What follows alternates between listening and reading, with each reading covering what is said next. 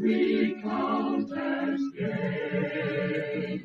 To hang on to our children, a banner without stain. O God of all creation, grant this our one request. Help us to build a nation where no man is oppressed, and soar with peace and plenty.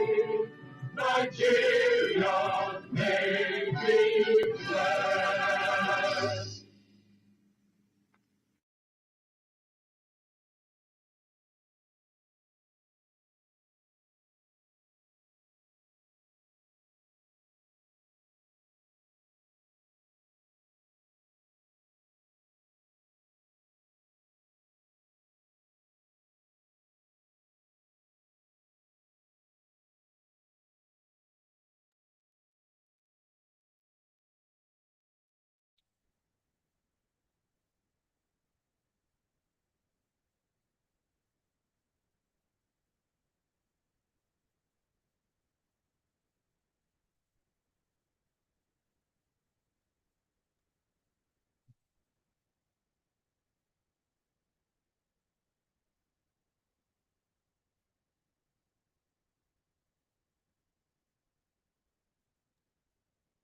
Pastor Sonny.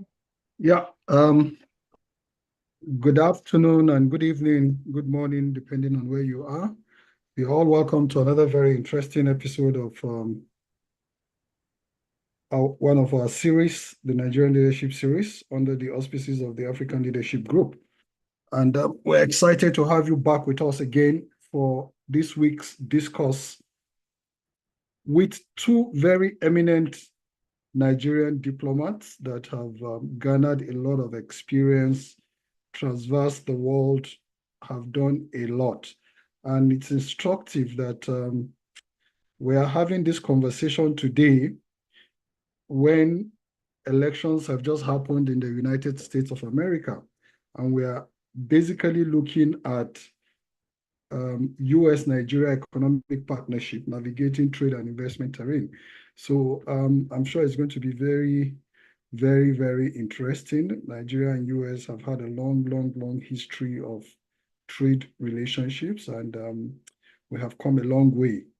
Albeit in the last 2 decades, China has made a lot of incursion, not just into Nigeria, but Africa as a whole. So we're going to be asking or discussing, engaging with our very experienced brothers, diplomats that we have on the platform to, shed more light and help us look at how this relationship between Nigeria and the US can be taken further.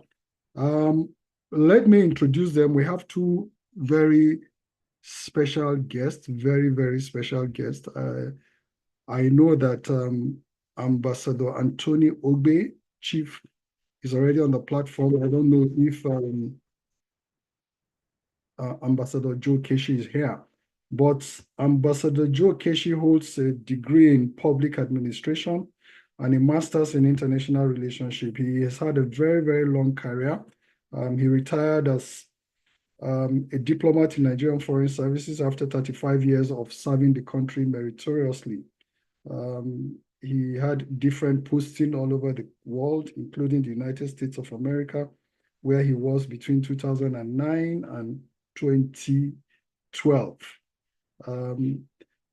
He comes with a lot of experience, having traversed a lot. He's currently a member of many national and international foreign relation platforms.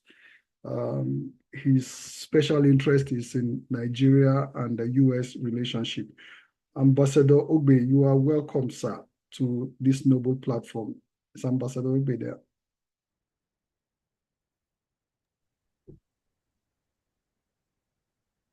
Ambassador Ogbe, you can unmute yourself so you can speak and we can hear you.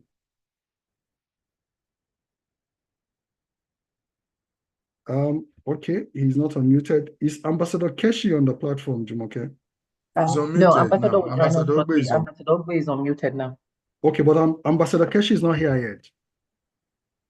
He'll be joining us shortly. He's Okay. running a bit late. All right. I guess when he joins, we'll do a bit of his introduction so that he can also be part of that introduction. But Ambassador Ogbe, you are welcome, sir, to the platform tonight. Thank you very much. It's a pleasure to be here.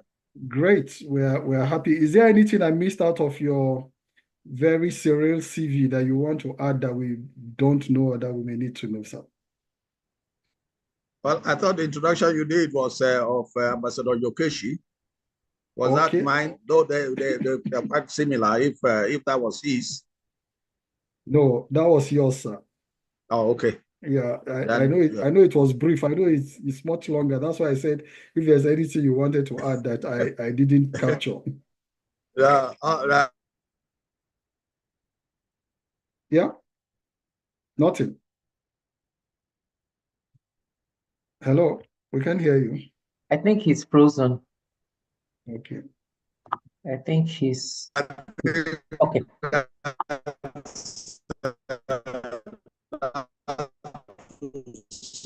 Okay. Okay, we're in for it today.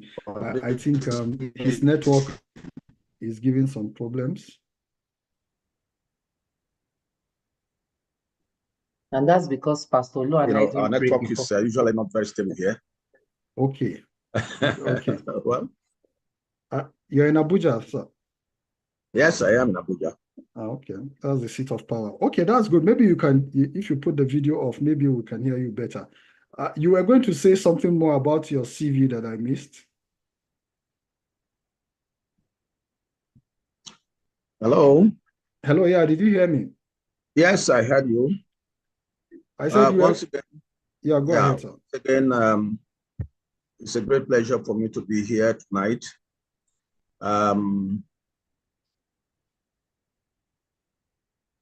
What you have said about me, I suppose suffices for tonight's meeting, but like you noted, I had a career in the Nigerian Foreign Service for 35 years before I retired.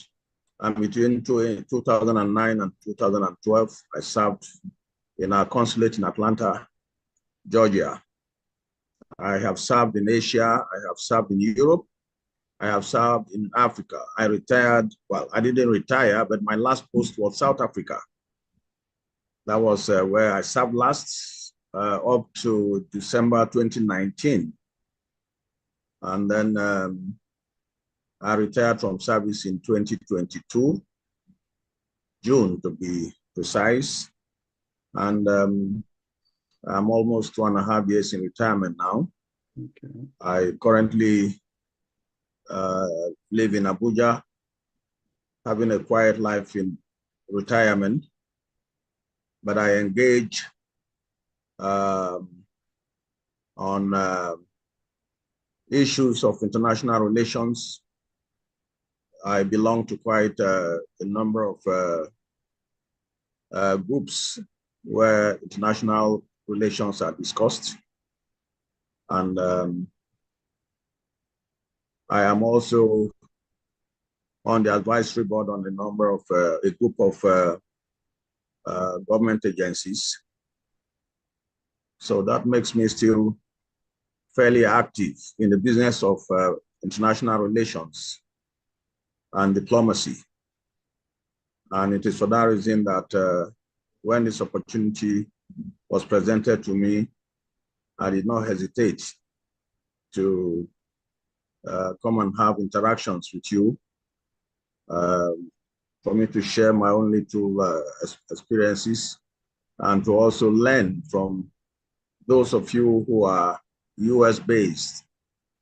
I guess that you will be more practical than myself, but I would, as much as possible, try to highlight some issues that I think would be helpful in the trade and investment relationship between the United States and Nigeria, and in their general relations. So it's a pleasure. I hope Ambassador Yokeshi joins us soon. That's my boss. Okay. It will be a great honor for me to be on the same platform. Hello, Ambassador Ogbe, are you still there?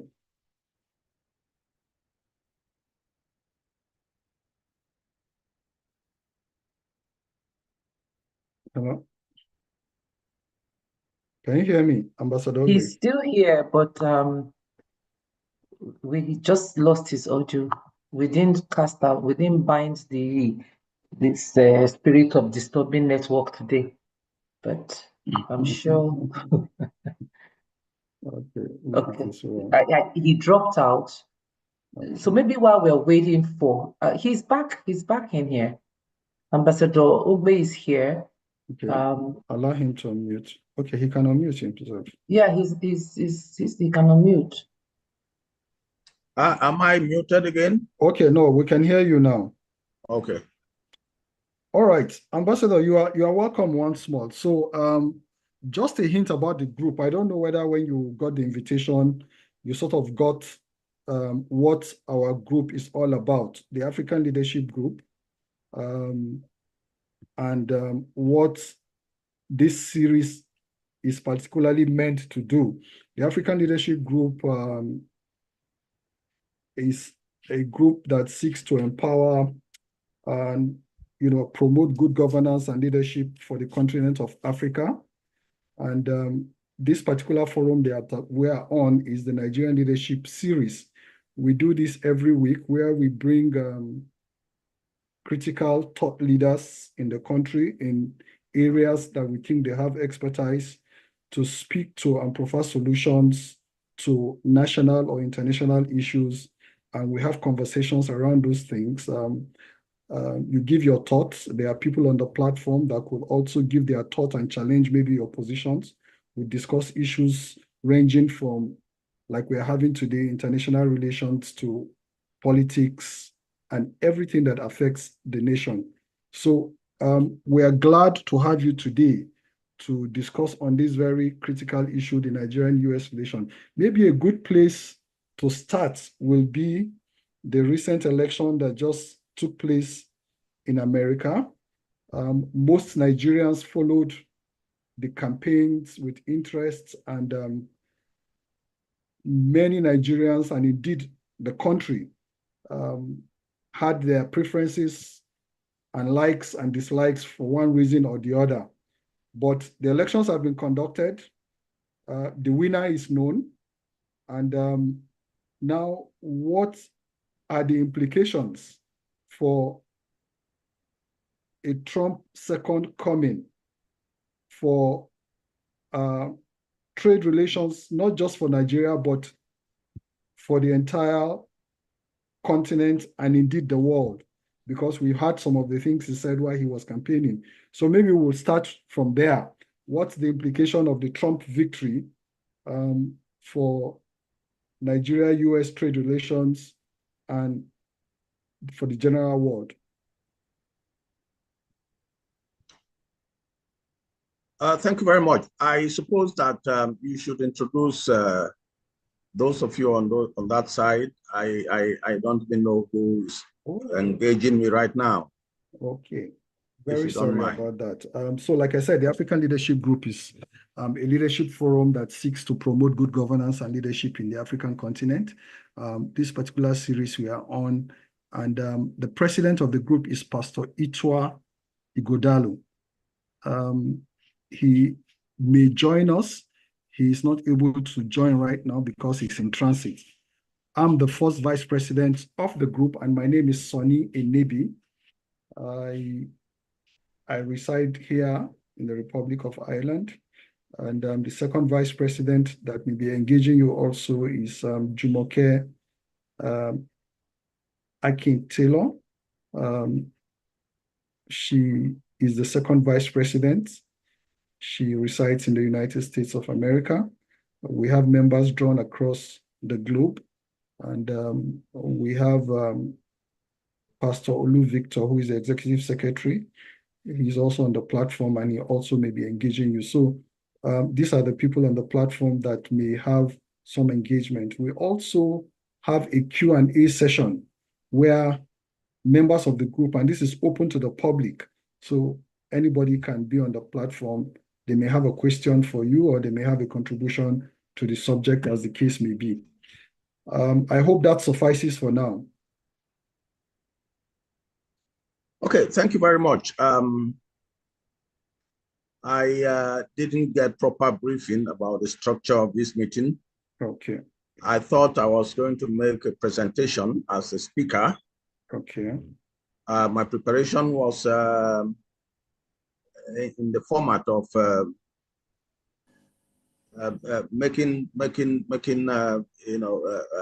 reading out what I had prepared. But that notwithstanding, I would be ready to engage, on a subject basis, the way you are beginning to structure it. Because whatever preparations I have made would definitely have touched on aspects that you are raising. Once again, I want to appreciate, everyone who is connected to this meeting tonight, and then to congratulate members of this group who are based in the United States for the successful elections that they just witnessed. Well, like you rightly noted, people were divided over their respective choices. Some would be happy and celebrating that their candidate won, and some may not be celebrating because their candidate did not win. For those of us who are not Americans and who are not based there, we are more open when it comes to assessing candidates for election in the United States. But I can tell you that we are not less interested in the political development of the US. I don't think anybody who is an international relations scholar would be indifferent to happenings in the United States. Because as they say in our local parlance in Nigeria, so when the United States sneezes, everywhere in the world catches cold. What this means is that whatever happens in the US affects every part of the world one way or the other. And that is why nobody can be indifferent about happenings in the US, not about the politics of that country, because the politics determines the decisions that the country will take. And those decisions would affect every country that's a member nation of the United Nations one way or the other. Trump is the president-elect of the US.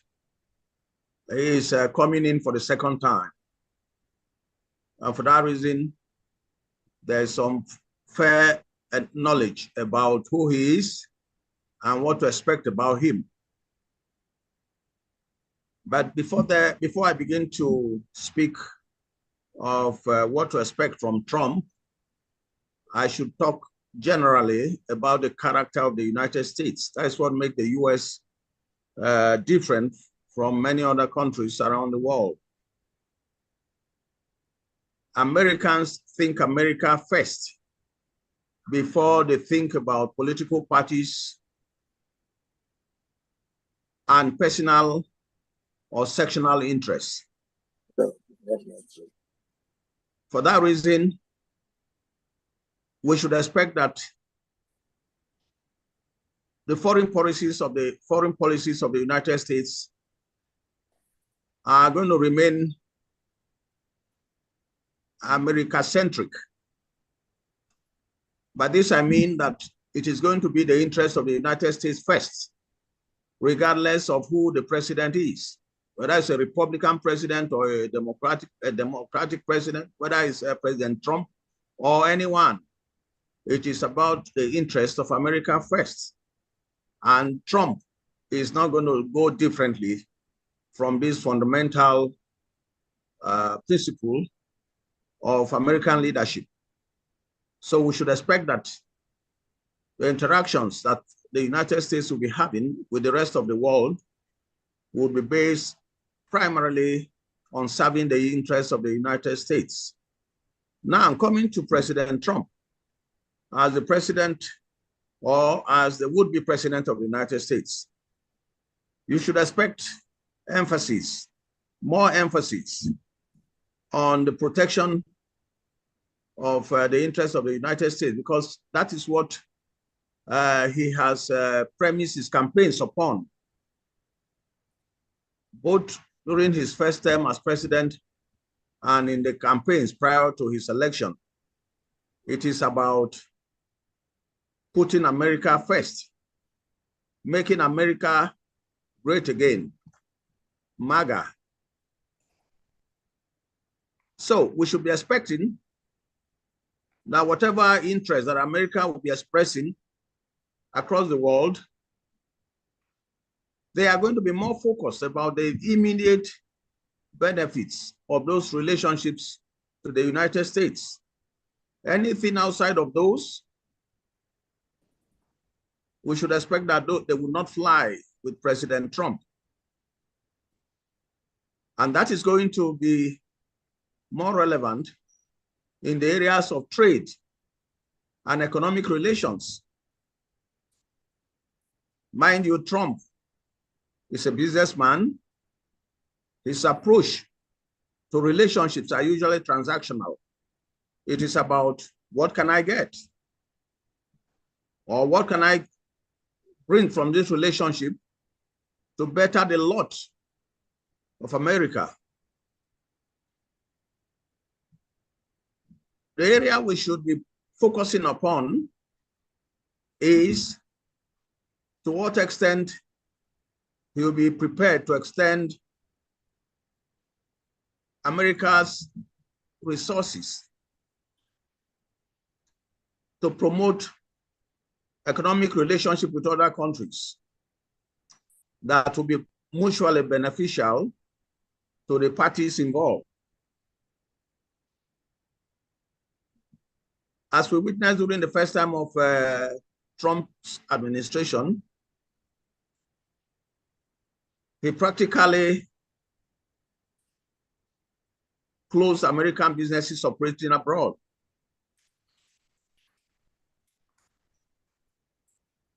And his focus was to bring American businesses back home so that they could create jobs at home and add value to the American economy. That is going to subsist in a second term. Already, he has said very clearly during his campaign that he is going to impose tariffs on all imports to the US. Am I still connected, please? Yes, please. You are. Thank you. He's going to impose tariffs on all imports to the United States. One may think that his primary focus there is China. Yes, China, because China's imports are quite heavy to the United States, and China and the United States have been involved in trade wars over tariffs for a while. While focusing on China, it is not going to spare any other country from which the United States imports things to the country. And Nigeria is one of such countries. Ours may be majorly oil and gas, but they are nonetheless commodities that the United States imports. And as a matter of fact, that is the bulk of Nigerian export to the United States. And it is also the mainstay of the Nigerian economy. So we should be concerned about what the Trump administration would be doing with regards to the kind of tariffs it intends to impose on imports. Another area that would be of concern to us, even though that is already an act which has been in force for more than 20 years, that is the African Growth and Opportunity Act, AGOA, under which the United States imports certain line of products from African countries tax-free, tariff-free. Under the AGOA, the items that have already been predetermined as export items from African countries are tariff-free.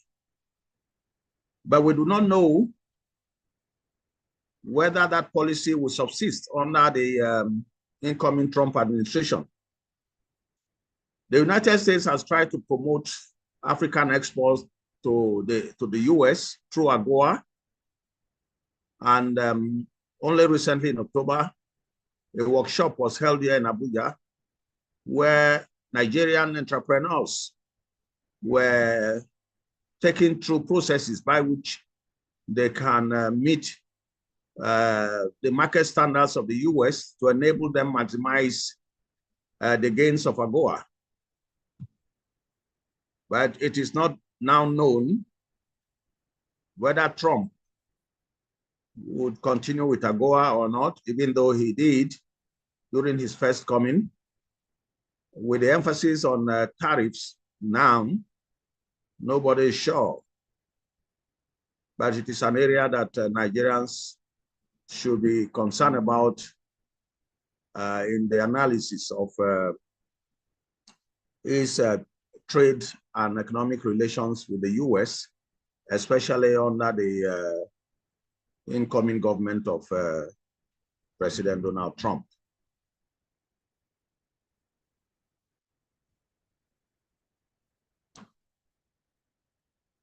All right.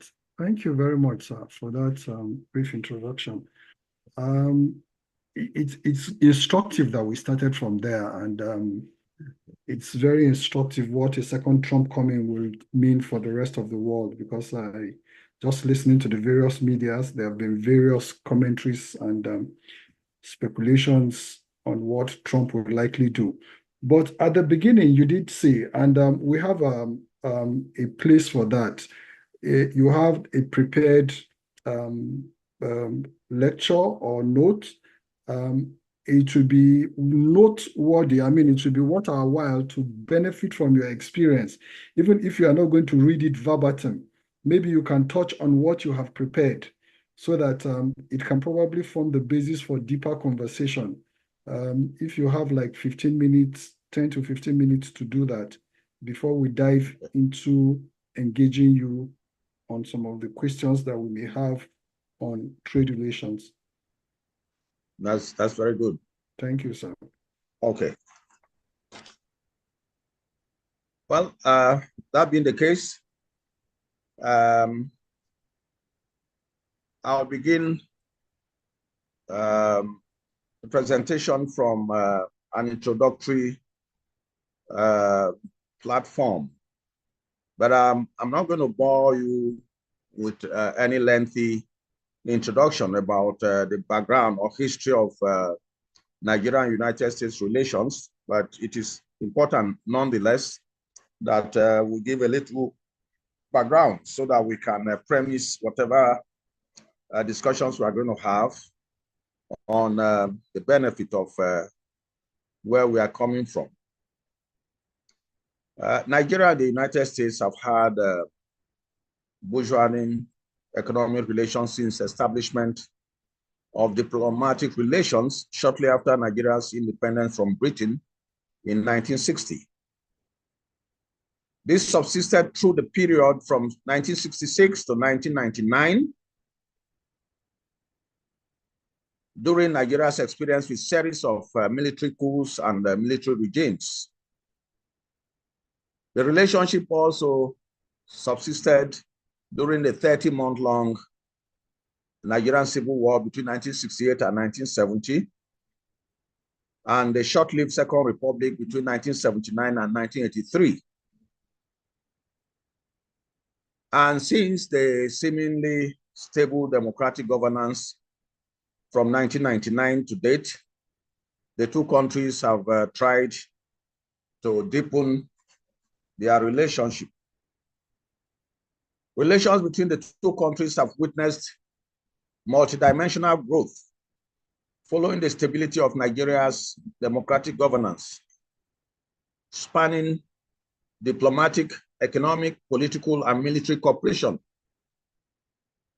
Being both regional leaders in economic, military, and political influence, Nigeria and the US have ingrained mutual interests, which they seek to pursue. And at the core of this interest is the economic interest, which seeks to guarantee and strengthen the economic well-being of the countries through bilateral trade and investment. The attraction of US trade and investment to Nigeria is Nigeria's huge population of an estimated 230 million, projected to reach 400 million by 2050, thus becoming the world's fourth most populous country. Although struggling with a large percentage of the population not contributing meaningfully to her GDP due to unemployment and low capacity, her growing middle class, targeted growth in productivity, manufacturing, information and communication technology, youth empowerment, and entrepreneurship are pushing her stakes as a potentially competitive market for American trade and investment. Although still reeling under a monolithic economy with crude oil as our mainstay, Nigeria had an estimated gross domestic product of 477 billion US dollars in 2022.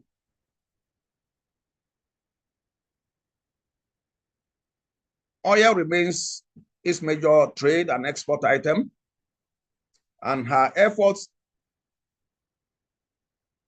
at diversification. These have, however, not achieved the desirable momentum due to weakness of our infrastructures. Energy remains very challenging. Roads and transportation systems remain poor. Institutional infrastructure such as legal frameworks, financial and monetary policies, and support for business financing and trade remains desperately weak. This situation has been dogged with even the more challenging security situations across the country, particularly in the Northeast and Northwest, where the activities of the Boko Haram insurgents and bandits, respectively, have hampered business activities and livelihoods. The same holds for the Southeast and South-South, where militants, illegal oil bunkering, and the activities of the secessionist group, the Indigenous People of Biafra, IPOB, and its military wing, the Eastern Security Network, have continued to frustrate full realization of Nigerians' export potentials and local business activities. The country has continued to attract public disgust over her rating on the Global Corruption Index and the discontent of the population over public governance and management of social structures. Notwithstanding, the Nigerian economy presents growth prospects with her huge reserves of natural resources and human capital. It grew briskly for the decades ending in 2013, in 2016, and 2017. Nigeria experienced its first recession in over 2 decades before rebounding in 2018 Following the global economic decline which greeted the COVID-19 pandemic, Nigeria's economic activity slowed down considerably, but recovered soon after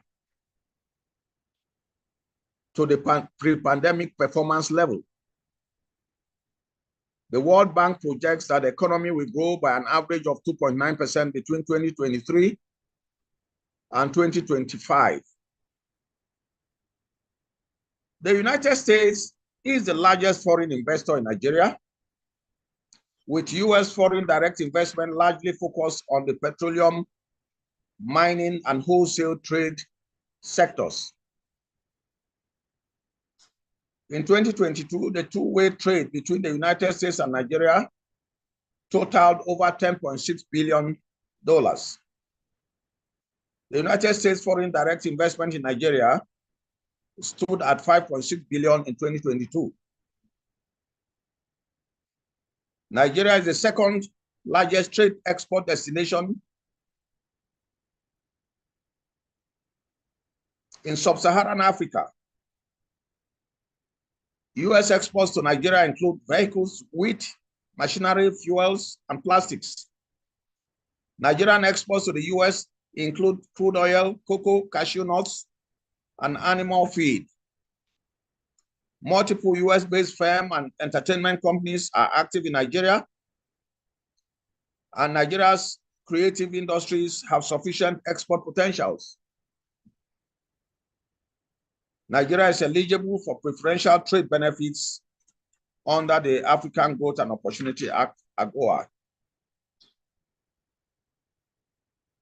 Nigeria and the United States have approached the deepening of their relations by the establishment of diplomatic and trade offices to facilitate information sharing, travels, and engagements. Nigeria maintains 3 diplomatic missions in the US, located in Washington, D.C., New York, and Atlanta, while the US has a diplomatic and trade offices in Abuja, Lagos, and Kaduna. The United States Information Service, USAID, is another veritable instrument of American trade diplomacy, and her commercial desks and her embassies are strong vehicles of the country's trade activities. In addition to the Nigerian Export Promotion Council and other similar agencies of government, the country leverages the functionality of the Nigerian-US Joint Commission and various roundtables and bilateral trade delegations to strengthen her trade engagements with the US. US-Nigeria trade status. Trade between the two countries have regrettably existed majorly at the formal official government-to-government levels, with minimal individual private sector investment. With the huge private sector capacity of the US and the huge investment potentials of Nigeria, one would expect that, notwithstanding the infrastructure deficit of Nigeria's investment climate and current security challenges, American investment should have sought to target the Nigerian market as an African hub. Boasting of the state of California, for instance, as the 3rd largest economy in the world, and two other American states being among the 10 top economies in the world, larger than the economies of many of the so-called developed countries. Fractions of American capital from these states could substantially transform Nigeria's agriculture and manufacturing sectors. With at least 5 American businesses being among the 10 richest persons in the world, and a huge and high consumption population of over 300 million, businesses or trade relationship between Nigeria and the United States should not be conducted on a regular diplomatic rhetoric with annual trade statistics that are at best equal to the business reports of medium-class American businesses. I hope we'll be noting what I am saying. What I'm saying is that America has great capacity that Nigeria can leverage on with the volume of trade and businesses that America engages in, where 3 of the states out of the 50 and other territories are richer than so many nations around the world. The relationship, business relationship between America and Nigeria should not be a passing one, where diplomats and government officials come to the table and talk and read out statistics of the trade volumes between the two countries. And the statistics are nothing more than what some companies in America would record in their annual reports. America is not just another country. It is the United States of America. It is the biggest economy and the strongest military and technological power in the world. Similarly, Nigeria, though currently operating largely at the level of potential capacity, is more than just a number in the African continent. And indeed, globally, it is the most populous Black nation on earth. It is the biggest economy on the African continent and home to the richest African and arguably the richest Black man in the world. With an estimated population of 400 million by 2050, youthful population and high per capita university education, both in Nigeria and the United States, a major oil producing country and OPEC member state, fertile agricultural land and growing tech companies and youth entrepreneurship, there could not possibly be any better candidates for a robust marriage of trade and investment than the United States and Nigeria. Let's look at the future of their trade relations. Having boldly articulated the internal challenges to Nigeria's investment potentials and America's determination to sustain her trade interests with Nigeria, a closer look of the efforts and difficulties could guide us in recommending actions that could buoy the efforts to more mutually productive trade. On the 21st to 22nd of October, that was just last month, the U.S. Agency for International Development and Prosper Africa, a U.S. government presidential level national security initiative, in collaboration with the Office of the Vice President of Nigeria and key Nigerian government institutions, hosted the African Growth and Opportunity Act workshop in Abuja to empower Nigerian businesses to benefit from the U.S. market opportunities. Under the U.S. initiative, the African Growth and Opportunity Act, enacted in 2000, the U.S. allows eligible countries in sub-Saharan Africa to export 6,800 different products to the United States without paying tariffs or facing limits on how much they can export. The allowable export items are mainly agricultural produce, local fabrics, and apparels and artworks. The workshop presented a unique opportunity for Nigerian businesses to increase their presence in the U.S. market. According to the U.S.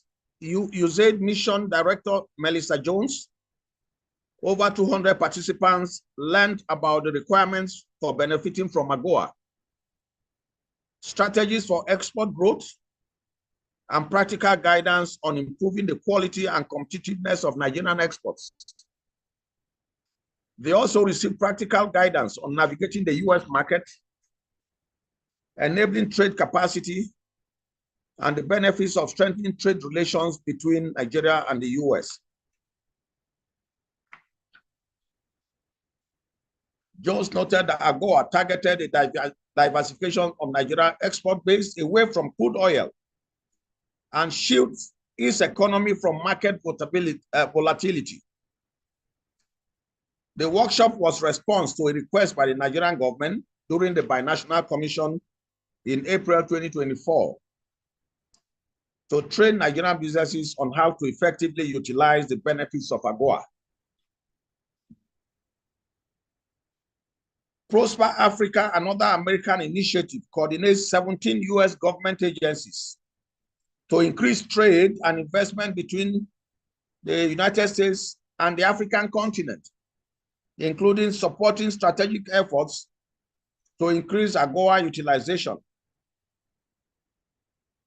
Since June 2019, Prosper Africa, in collaboration across the US government, has closed trade deals valued at $509 million US. The US government, through Prosper Africa, sponsored this year's Lagos Fashion Week, which held from 23rd to 30th of October.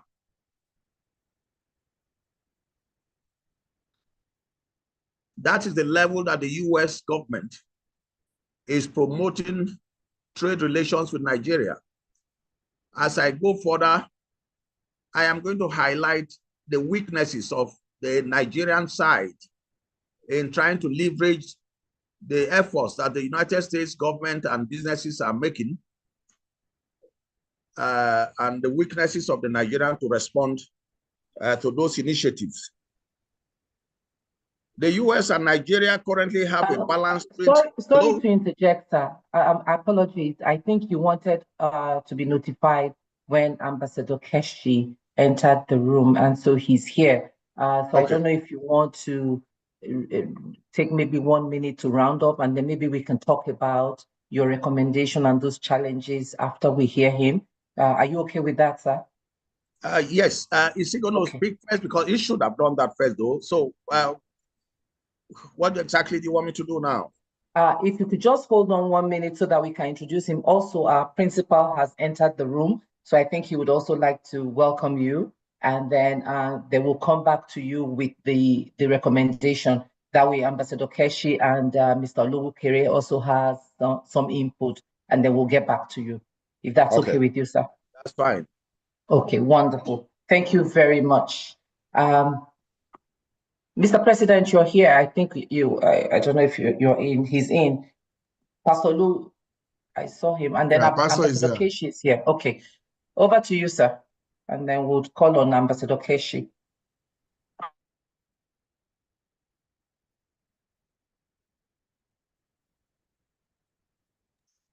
Are you inviting the president?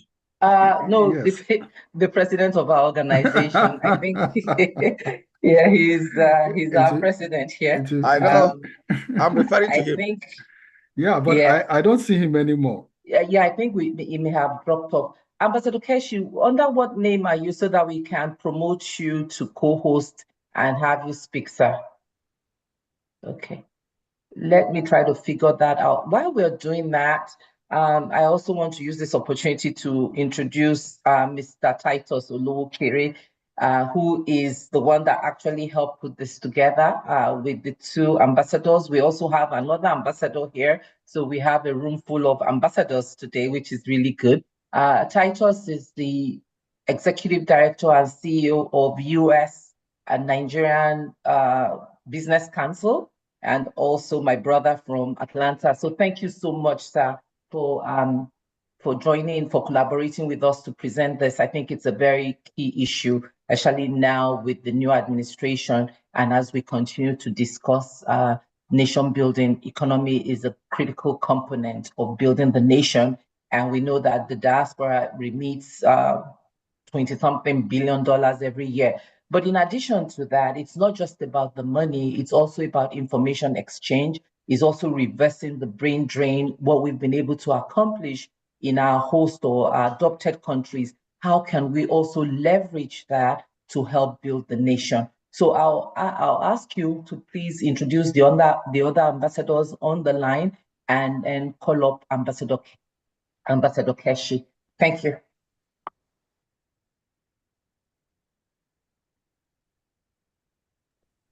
Mr. Titus. Oh, okay. Sorry, I didn't know that was something. Yeah, thank you very much. Well, before I go further, like you rightly said, allow me to introduce recognized Ambassador Chude Okafor. He's one of the finest diplomats I've met in a very long time. He was the Nigerian ambassador to Thailand, where he retired, and he was also the Consul General of Nigeria to Atlanta, where he served creditably well. And he always have my respect at all times. On my side, I just want to speak for 5 minutes, if that's okay. Just want to talk about 3 things, and that's it. You know, why are we talking about US-Nigeria business relations, and how do we enter the US? China is there, Japan is there, Russia is there, but the focus has been on the US. And the reason actually is the United States is considered the epicenter of world trade. That's why it's very important. Why? Because any company that matters in the world has presence in the US. So if you're doing business with the US, you're pretty much doing business with your world. Secondly, US has trade relations with about 200 different countries. So it's the very hub of world trade. They do about 5 trillion in exports every year. Is the largest importer of goods in the world. China does more exports than imports. US GDP is about $20 trillion. Nigeria is about $432 million. So talking about US business is very key. That's number one. Number two, the US actually wants us to do business with that country. They are not hostile to foreign trade. They are very receptive. As a matter of fact, they have about 10 different agencies that promote, that advance trade relations with Africa. They have the USAID, they have the Office of the Presidency, they have OPIC, they have Prosper Africa, which is a group of departments. They have a lot of them. One of them, interestingly, the US Trade and Development Agency is headed by a Nigerian.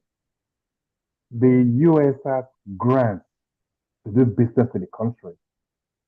The US Export-Import Bank is willing to give, I think, about 80% to finance about 80% of exports to African countries.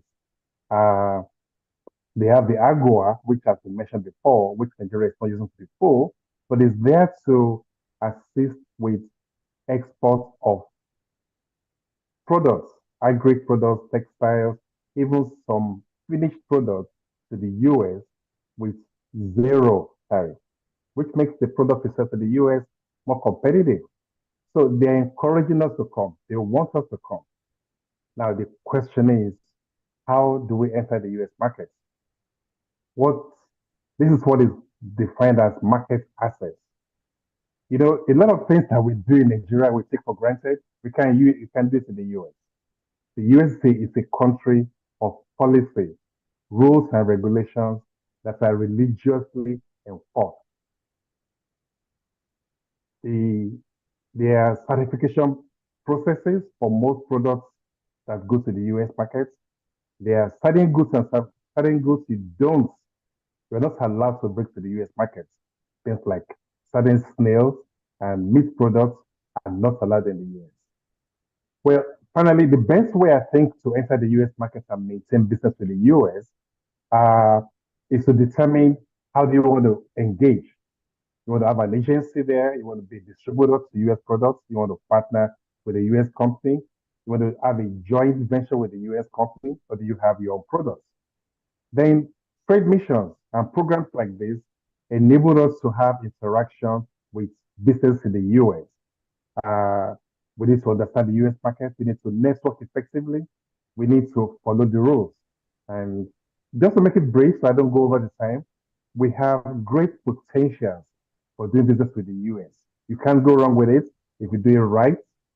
if you do it with law enforcement, proper enforcement of legislation, and if you stay on it, you have opportunities to make great money. Thank you. Thank you very much, Madam Jumoke. Thank you very much, sir. Ambassador Keshi is here. Sir, we've asked everyone to unmute because I don't see your name. I don't see you. I don't know if you entered with a different name, but you can go ahead now, sir. We've allowed everyone to unmute. Can you hear me now? Okay, so you came in with iPad. Okay, good evening, sir. Good All evening. right, we've been waiting. Good to have you here. Thank you for joining us. We are glad you could make it this evening. Yes, sir. Over to you. I'm going to rename you so that we know who you are. Thank you. And thanks to the organizers of this Zoom meeting, focusing on U.S.-Nigeria trade relations. And we meet against the backdrop of a new era that is about to begin in the United States with the election of Donald Trump. And that makes it interesting for us to really review. In a number of interviews I've given since the election, I mean, between yesterday and today, I've always advised that in our relationship with the United States, we need to do a lot of homework. We need to be very strategic, and we need to identify what exactly is our own interest. I heard in the lecture that we just heard, I had a lot of things that we could or should have done, but the truth of the matter is that at least I can say this. I spent a couple of years, 6 good years in the United States as Consul General, and some of you can attest the fact that we are all over the place promoting, Nigeria as best as we can, with the hope that we will interest American businesses, to take interest in Nigeria. But that really did not materialize as much as we expected, even with AGOA. Now, I will not blame the United States for our inability to capitalize and utilize AGOA as much as we should have. But the truth we must again accept is the fact that, and I think Titus said it very well, we are not yet seriously prepared to engage the United States because the rules, the regulations are there. And some of them, when you consider our pattern of trade and our trade behavior itself, and those who are really in the business or dealing with the United or who want to send out things, they still have a long way to go. And that's why I was surprised and amazed that we are still holding today, seminars and whatever, to teach people how to be involved with AGOA. AGOA is more than 20 years introduced since Bill Clinton's, days. And here we are. For years, we have not made good use of AGOA. And I can tell you that a number of other African countries did very well. Countries like Mauritius and a number, particularly in the East and Central Africa, they did very well on, but I'm not sure we did. There are very limited American companies here today in Nigeria. When you remove those in the extractive industries, I'm not too sure what else we have. I mean, I heard Ambassador Ugbe talk of, American cars being, those American cars were shipped in here, secondhand, by the way, by people who are in the car trade business. But you can almost count them on the road at any given time in comparison to the Japanese or to Toyota or to Mercedes-Benz. They don't even have any car assembly plant here. And we did a lot to interest the Americans, even quoting the Nigerian population and the need for them to get involved in the Nigerian market. And Titus mentioned all the instruments the Americans have put in place to encourage not just Nigeria, but African trade with the United States. Regrettably, we've not been able to utilize all these instruments that are in place. So the fault is really not theirs, but maybe ours. Maybe we have not done enough. Maybe we have not understood the market we want to go to. As we have, I think we do understand the Chinese better today. We do understand the Indians, the Japanese, and things like that, because again, these are companies, these are countries that have huge and large companies here in Nigeria. You take the Chinese, you take the Indians, you take the Japanese, you take the Koreans, you take the Turkish. All over this country, these 5 countries have an average between them. India has about how many, 200 or 300 and something companies? Yes, in this country today. And how many American companies in Nigeria? They are in the extractive industry, but they are no longer big-time players like they were a couple of years ago. And so we are discussing trade. For us to be able to engage the United States, we need to do more and more, a lot more at home. Define what can we sell beyond oil, because that remains our problem. What can we sell beyond oil? What can we export to the United States? I will excite the United States and say to, that the people of the United States will say, yes, we are buying large quantity of X, Y from Nigeria. So to be able to engage the United States the way we all would certainly like to, we need to do more at the domestic level.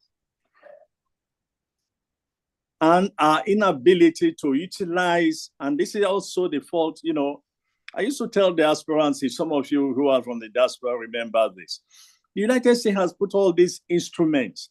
So you have to make the instruments work because you understand what they are trying to do. So you have to come out with plans and programs and your own policies of business, interest, and utilize these instruments to get into Nigeria.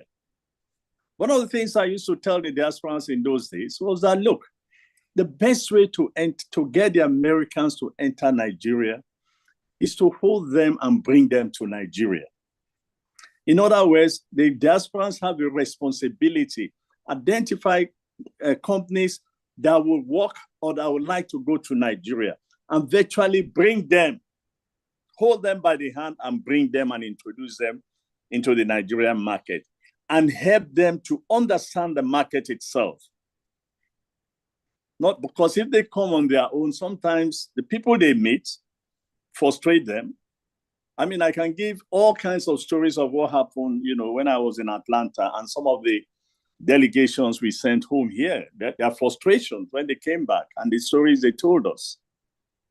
But I still believe that just like the Indians did, the Chinese did, the Nigerian diaspora needs to hold these guys' hands and bring them to Nigeria if we are to scale up trade relations with America. I don't see any other way. But outside trade, like I said this morning on an interview, I'm very emphatic in saying when a couple of years ago, our focus on relationship with the United States was actually based on the United States helping us to build our human capital. As a result, there were many American professors in almost all the Nigerian universities. Nigerian government gave scholarship for Nigerians who study in the United States. There were a lot of American activities in Nigeria that inspired Nigerians to start going to the United States. When we were negotiating the the bilateral agreement, we focus also on the judicial system. You know, the justice administration system, in the hope that these are some of the areas we thought the Americans could help us. And in doing so, ensure that we have the legal instruments and a clear understanding of where we want to base our relationship on. Today, I still believe very strongly that in that area of human capacity, building a human capacity is also one area that we should not ignore, because it is something that we require today in this country, particularly as technology evolves and changes. We need to do exactly what America has done with a couple of other countries. If you go back and watch the agreement that was signed between the Indians and the Americans during the Indian Prime Minister's visit, a lot of it was on the technology sector. In fact, like the British, when the Prime Minister went to Britain, look, an agreement was signed between the two countries for the British to train 1 million cyber experts for India. Can you imagine, America or Britain itself doing that for us, and the changes and how it will transform our tech sector that is growing, by the way. So that's why I said we need to be strategic. We need to come up with policy focusing on some specific areas. And if we really want trade to grow between Nigeria and the United States, we need to develop that trade, that line of business, not in such a way that we can export today. Tomorrow we cannot export for one reason or the other. So the fault is not in the American, on the American side. We have to do more internally, not just in our relationship with the Americans, but in our relationship with the rest of the world. Beyond oil, what else do we have to export as of today? And I think that's where our conversation should center on. Thank you. Thank you very much, sir.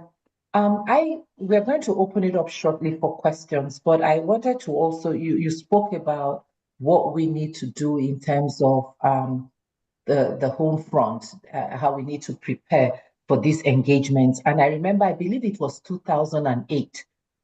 You were then the ambassador to Atlanta, and we had this show, Nigeria is Open for Business. I don't know if you remember that. Sure. Okay, yeah, you remember that. And we were really off to a good start, like the companies in the US. I remember the major players were involved. I think Chase, one of those big banks, was one of the major sponsors.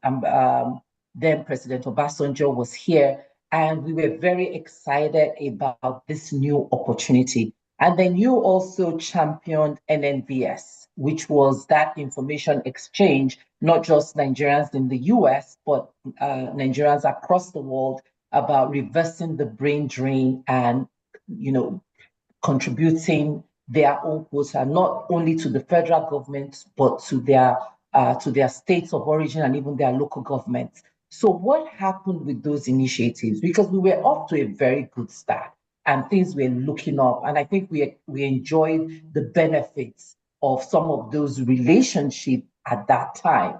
And so if you could speak a little bit about where we missed it and how we can recover from some of those lessons learned.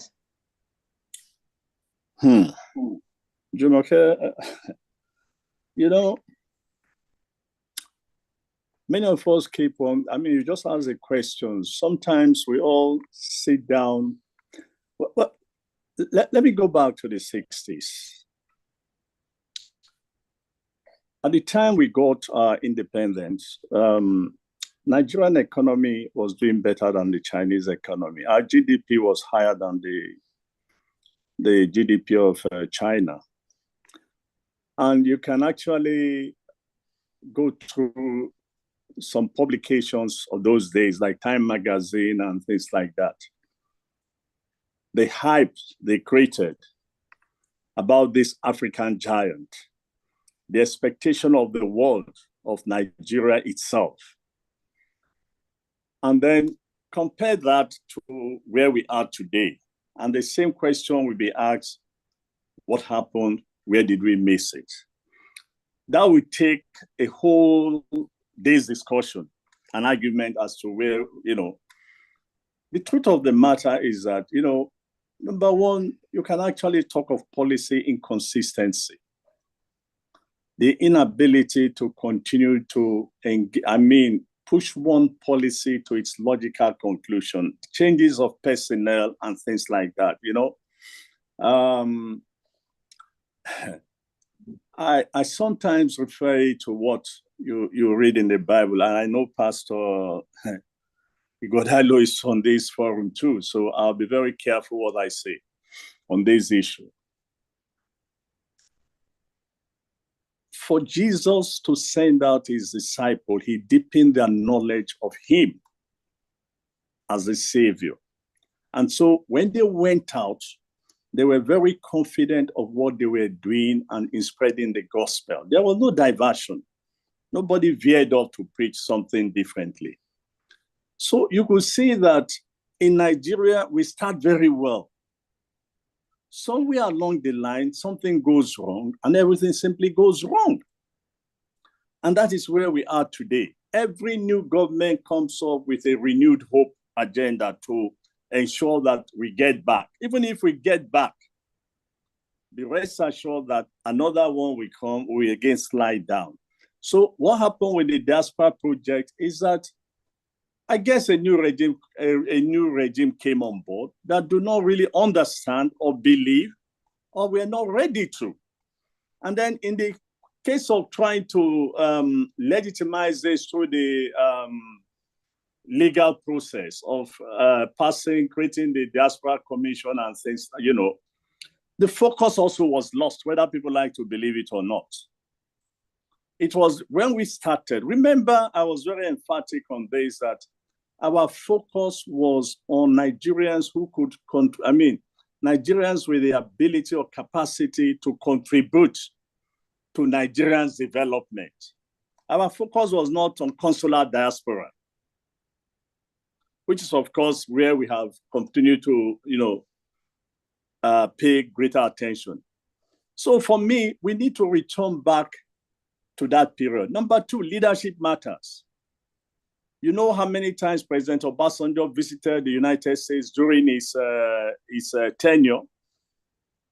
The mere fact that, look, President Obasanjo will speak to anybody in the United States, in any industry at all. And once you just tell him that you needed to reach out to this, to this company or things like that, he would do that. And he did that a couple of times or many times.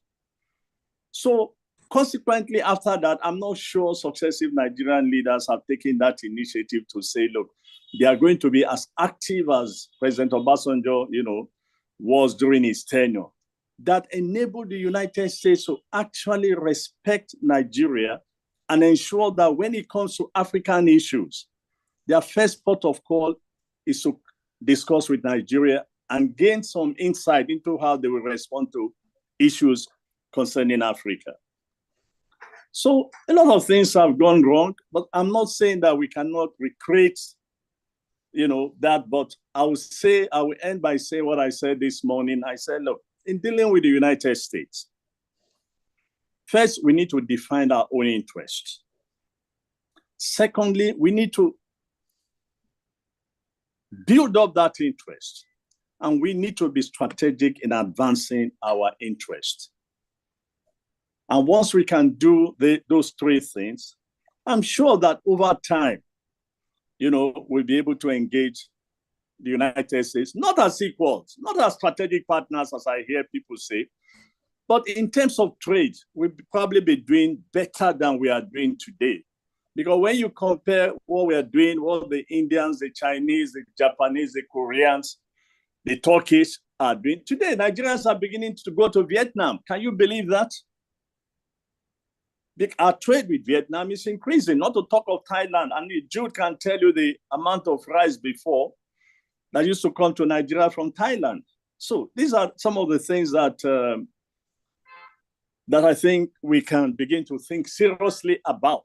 But the challenge we have this time around is I'm not too sure that the new president, the incoming president from January, his focus will be on this part of the world, which is regrettable. And that would be a major challenge itself. Thank you. Thank you very much, sir. I'm going to bring on our president, Pastor Itwa. I'm sure he's going to welcome you because I have other questions, but I would yield the floor to him and then we'll follow up on some questions and then open it up. Over to you, sir. Well, I want to thank Pastor Ambassador Joe Keshi. For I said I'll be careful. Nice to hear you. Well, you were not careful enough. Nice to hear you. You were not careful enough. I caught you and therefore I have ordained you. So you are now pastor. Thank you so much for that elucidation and that clarity of thought and all the ideas that you have propounded today. What really carries the biscuit for me, or what really hurts or pains me, is the fact that a lot of people who should be listening are not listening, and if they're listening, they don't care. And to fix Nigeria's problems, they're not rocket science. There's just a bit of commitment here and there from some people who really desire the good of all. Well, part of what we try to do at ALG is to fuse together all these ideas and hope we can bring them together in a green book to present to whoever is in leadership in Nigeria at any time. And then also to see those who are available to really serve this country appropriately, as we go along. So I really, really want to thank you very much for everything and for being on the program. I have nothing much more to say other than that. And I'll butt in from time to time when necessary. Thank you so much. Thank you, sir. Thank you, sir. Pastor, we also have Ambassador Ogbe, who has spoken before you came. Okay. Just that you might acknowledge him also. He was the first to speak. He's on the platform. Okay, Ambassador, how are you? I do. Okay. Oh, Titus, how are you, sir? God bless you so much. Thank you, sir. Thank you so much. Thank you so much, sir. Thank you, Ambassador Ogbe. Thank you also for your contributions. I wasn't here when you spoke. I really apologize.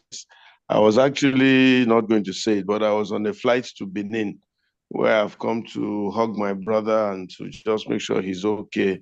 He's been through the eye of a little storm in those state politics, and we're just trying to pick up a few pieces here and there, and then to attend one or two other functions here. So that's why I couldn't be on the platform as I should have been. Typically, I do apologize, but nonetheless, we have a very good setup and we make sure things keep going. So thank you for your contributions, and I hope we can ask a few more questions as we go along. But maybe I should just throw this question out there. And I don't know which one of our guests is going to pick it up and answer it. Why do our leaders, when they seem to get into positions of authority, why do most of them seem not to listen again to the obvious, especially when it will benefit the majority? I think the only person that did a bit of that, Ambassador Keshi mentioned his name, OBJ. He was ready to do most things for Nigeria, and he was a little bit more sacrificial than most. But other than him, I don't think I can really put my finger on any subsequent leader that we have had who really, really are listening to the yearnings of the ordinary, simple folk and are ready to do the simple things that are needed to put our country on a fresh trajectory. Fight corruption, for example, aggressively as best as they can. Deal with issues that will make Nigeria investor-friendly and a preferred destination for foreign investment that we so desperately need. Tackle education, educate the people. Very, very important to upscale them. And of course, increase production of everything that we have lying almost waste and fallow all over the place. They just seem to have clay feet responding to these things. Does anybody have an answer to offer me on why this is so? I'm sure some of you have been in corridors of power within governments and things like that. You may give me some wisdom here. Thank you. Maybe okay, go ahead, sir. Go ahead. Well, Pastor, I think it's very easy, really. And by the way, I'm joining you in Benin tomorrow. I just came back actually, and I'm going back to Benin tomorrow, first flight tomorrow morning. So chances are that we see in Benin. For me, okay, I think it's very easy. I think this is very easy. Let's go back to OBJ. OBJ left office in 1979, if I remember clearly. For those who remember, OBJ, I think it's fair to say that OBJ was so scared of even remaining in power that while nation was engaged in some election battle between Shagari and Chief Obafemi Awolowo, OBJ kept telling the nation that whether we like it or not, 1 o'clock on the day of handing over, we meet him in Ota. Whether there was a president or not, 1 o'clock, he will not even be in Lagos. 1 o'clock, we meet him in Abeokuta. But that's not the story.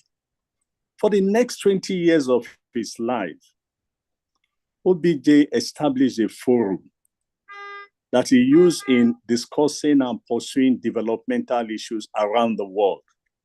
And he enlightened and educated himself about every issue you can think of in terms of development.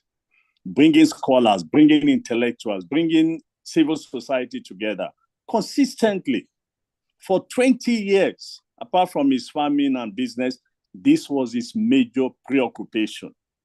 And so by the time he returned in 1999, after cooling off his heels, 3 years away from public, from the public,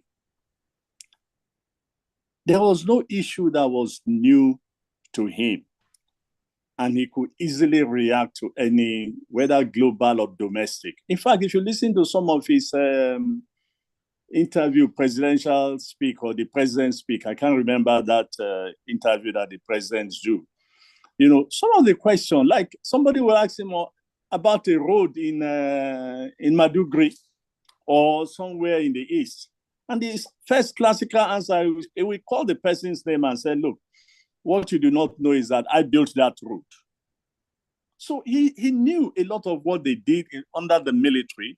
And having schooled himself, he also realized the mistakes that were made and that could be corrected, when he returned to office. In other words, I'm trying to say, in comparison to others, and this permits not just at the political level, in almost all spheres of our national life. The businesses take very good care of themselves because they are very careful to ensure that their business do not collapse. So they take more time in terms of leadership transaction, trying to find the best person to replace an outgoing MD or something like that, which is something the political class do not do.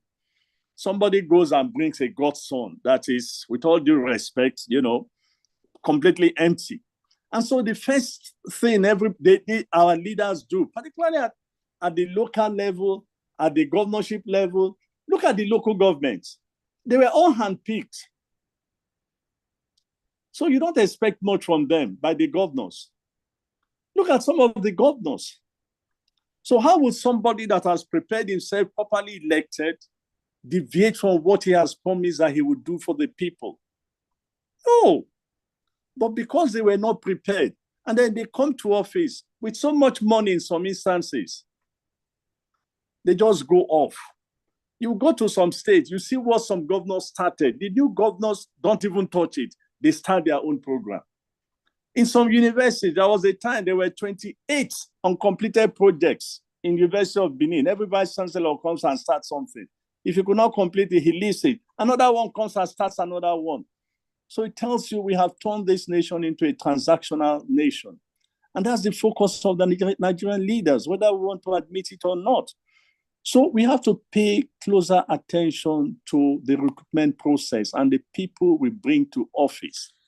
Let's not deceive ourselves. Leadership is the core of the Nigerian problem. If we can address that problem, we jolly well may have addressed 50%. We jolly well may have addressed 50% of our problem.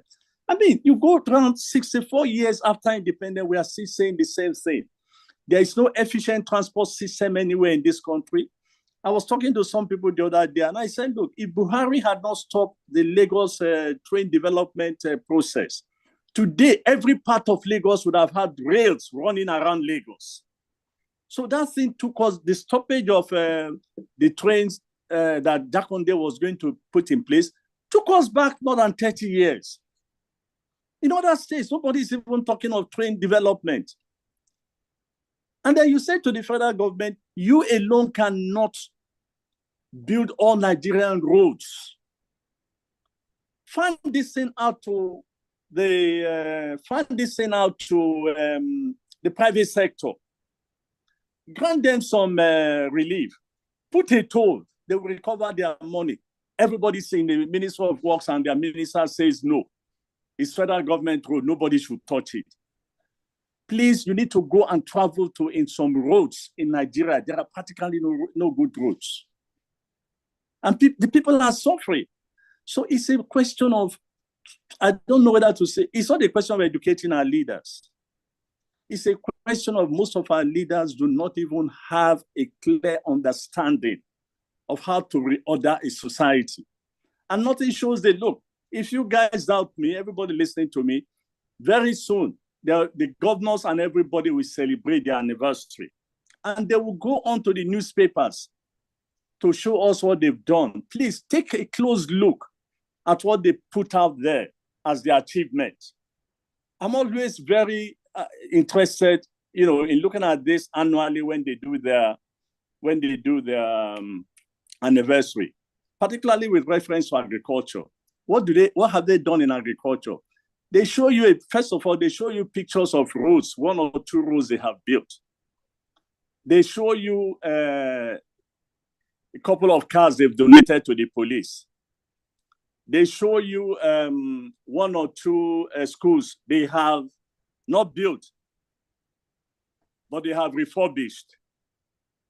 And then they show you a picture or series of tractors. That's what we do for agriculture, showing you tractors. They've never shown you a farmland or a farm settlement. It was farm settlement in the west, in the east, and in the north that led to the growth of agriculture and development in the 60s. And it was from those produce, agriculture, that the government of the West built industrial complex in the Lagos area. They not did that in Kaduna. And of course, they easily did that in Transamadi in Port Harcourt. Since these gentlemen left the scene, I challenge anybody to tell me exactly what our leaders have done over the couple of years. Yes, they've done a few good things, but in comparison. So it's all about leadership, not religion, not party this and so on. No. The sooner we realize that we have to find a way to address the issue of religion across board, then we'll begin to, I know some people will say followers or fellowship. Yes, it's true. But the leaders set the space. If the leaders are not inspiring, if the leaders are corrupt, what do you expect from the people? They will, of course, be corrupt themselves. So leadership makes a whole difference. And if we can get it right, even in education, look, people don't really, the other day, I think it was a newspaper that published that, look, it's so easy now to get PhDs in Nigerian universities. And I can tell you my own experience trying to, you know, in a school, one of the universities I was involved with. I led because I told them I will not do what they want me to do in terms of dealing with PhD students. How can you have a class of 100 people in a PhD student except in Nigeria? And you tell me that we're a serious nation. So everybody gets a PhD without writing a paper, without doing research. Now, that has nothing to do, that again shows you the failure of leadership, even at the university level, that we have simplified everything to please everybody. That is not leadership. Until we begin to have leaders that can reorder society, leaders that are inspiring, leaders that really truly care about the people. Some leaders that give you palliative every time there's problem, they give you rice. Even the ones that are distributing the monies that are distributed doesn't even get to the people too. So I'll stop here just by saying, if we can address the problem of leadership, this country will be a great country, or will be greater than, again, let me say what everybody is saying now, you know, this country will be a great country.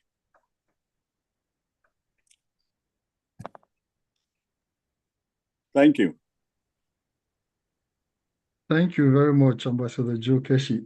Ambassador Ogbe, do you, I know you say Ambassador Keshi is your boss, but do you want to add anything, or you have something to say to that? No, there's no boss on this line. Okay,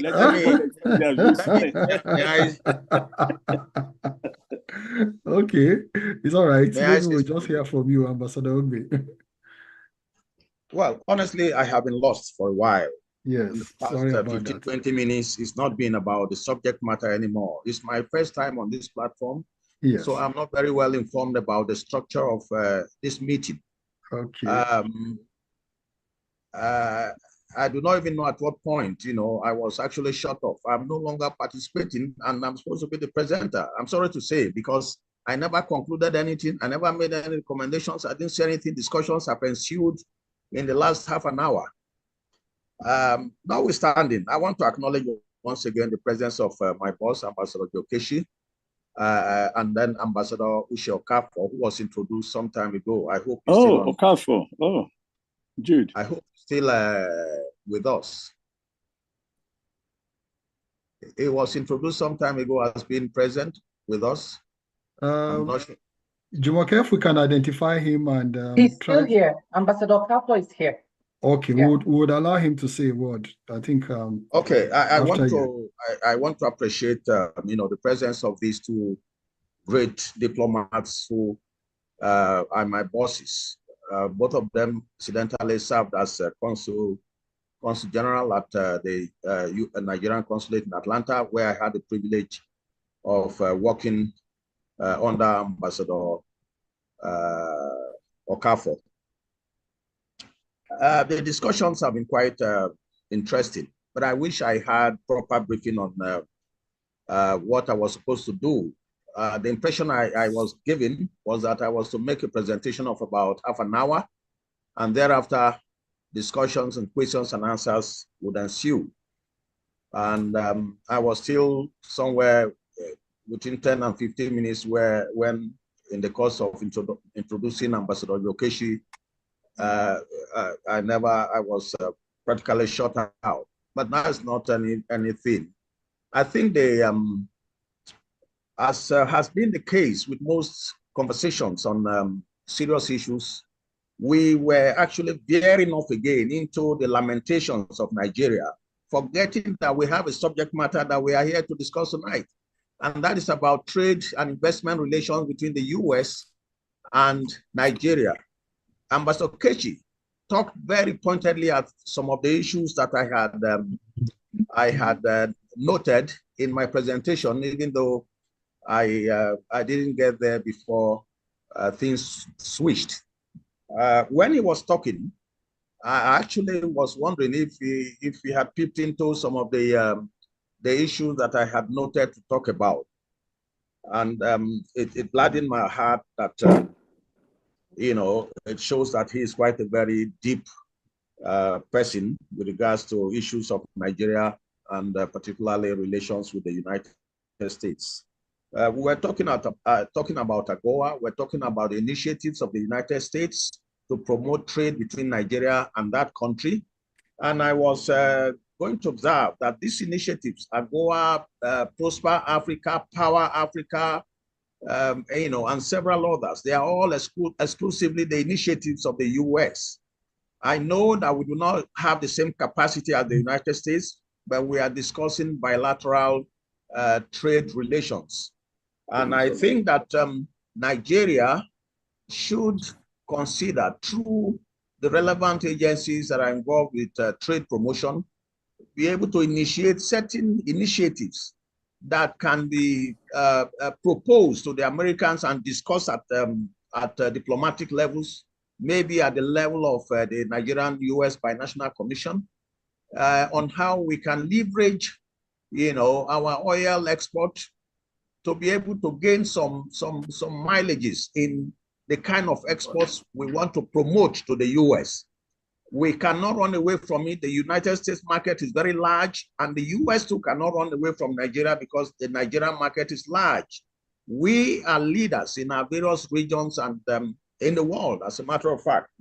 So, the Nigerian Export Promotion Council, in one of my recommendations, should spearhead the initiative to draw policies around initiatives that we want to propose to the US that would guide our trade relations with them in the manner that AGOA and Prosper Africa are doing. And I also consider that in our trade relations. Hello? Are you lost? Go ahead, sir. We can hear you. In our trade relations with the United States, I consider that there are three categories of actors that are critical. One, what I call Nigerians. The second is Nigerian Americans. And the third, Americans. The first is targeted investment in Nigeria by Nigerians that are based in the United States with Nigerian investors. It also involves some Nigerians that are home-based and seeking to invest in the US. Interestingly, we have some Nigerians that are venturing outside. I was watching an interview on Channels TV earlier today when one Dr. Akintoye is investing in real estate in Texas of what about $400 million US, and is practically based in Nigeria. So we can develop initiatives that can promote Nigerian investment in the US, even though we think that they have more than enough capacity to do those things themselves. That is bilateral trade. It must be mutual. And in addition to investing in oil, which is you know, the major focus of American investment in Nigeria, covering over 3-point-something billion out of the 5.6 billion of US investment currently to Nigeria. There are so many areas outside of oil and gas. Oil and gas constitutes just about 8% or thereabout of Nigeria's GDP. So what happens to the quantum 92% that is non-oil and non-gas? So we should encourage Nigerians who are based in Nigeria and Nigerians who are based in the US to, you know, explore possibilities of American investors and Nigerian American investors to come and invest in those areas. Like Ambassador Okechi was saying, it would require partnership. And the essence of NIDO was to give the opportunity to Nigerians who are based abroad to be able to partner with locals in the countries, I mean, their various countries of residence, investors in their countries of residence, to partner with them and bring investments home. We understand the fear of insecurity and other kinds of threats that many think, talk about Nigeria.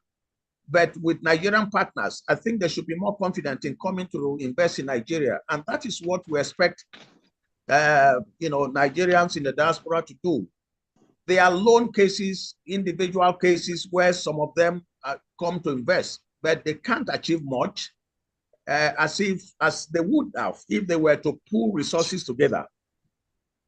I was asking Olokere earlier today if NIDO was still active in the US. His answer was neither here nor there. Why? Because those who ran into the Nigerians who ran into leadership of NIDO initially did so because of their expectations of personal gains. Why? Because they thought, well, this is midwife by the government. There should be something for them.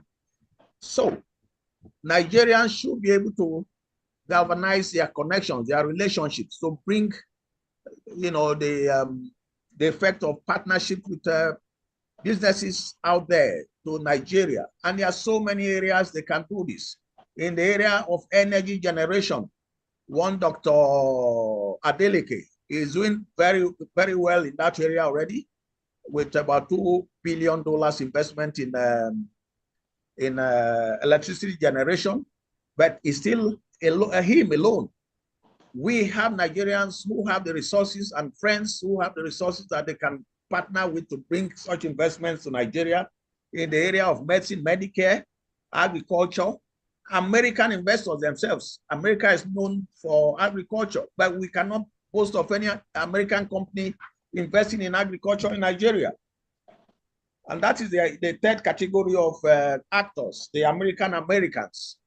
We should be able to deliberately invite them, either through the instrumentality of the Nigerian government or the individual Nigerian businesses. We should target individual American businesses and invite them to come and invest in these areas. We have arable land, plenty of it that individual American businesses can invest in and help to promote AGOA. With their investment in this, it will be much easier for us to meet the American standards and the demands of the American markets if we have Americans themselves come to invest in these things here in partnership with Nigerians. So it is one of the areas that I think that we should be looking very closely at. I had earlier talked about what we should be looking at with Donald Trump coming back as a US president with regards to a relationship that Nigeria and Africans should be expecting from him with regards to businesses, a business trade relationship. I had noted that with America, it does not matter who the president is. It is about the interests of the United States first. And already that is what Trump symbolizes by getting America back. He has already threatened that he's going to impose tariffs on every import. We do not know whether the tariffs will now begin to affect AGOA products that are going to be exported from Africa. We should be looking at those things. He may not have done anything with regards to AGOA and tariffs during his first tenure, but the threat is so potent now that it's possible that he will come and say, look, AGOA, you guys have to queue in and do what others are going to do. So we must begin to look at what would hold for Trump in his second term, in addition to issues of migration and so on. Okay. So as we continue with our conversation, I might have, reason to come in again. Thank you. Thank you very much, sir. I think, thank you very much, sir, for that very, very insightful comment that you made.